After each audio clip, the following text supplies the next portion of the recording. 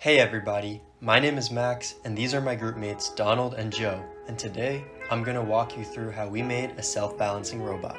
Let's jump right in. The first step was to research similar projects and decide on what features we wanted, laying out the framework for our robot. After that, we drew up the chassis in CAD and got to printing. Shout out to the Sayville Library for their printing services. Next, we hit the lab and got to work. The electronics were assembled on a breadboard using an Arduino, gyro sensor, buzzer, LED, power supply, motor driver, and of course the motors. Hot glue and plastic structural pieces held everything together. Some things needed to be soldered due to some shoddy connections and trouble with the motor driver. After general assembly, we got to work on the code. The code uses the gyro and accelerometer sensor with a PID controller to keep the bot balanced.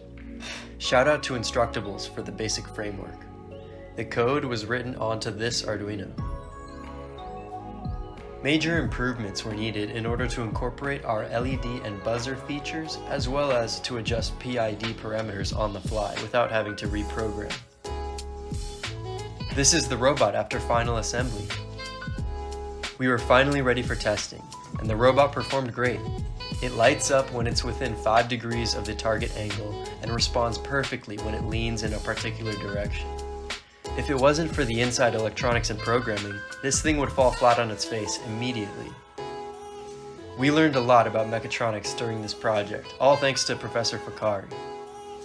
Thank you all for joining us, and see you in the next one.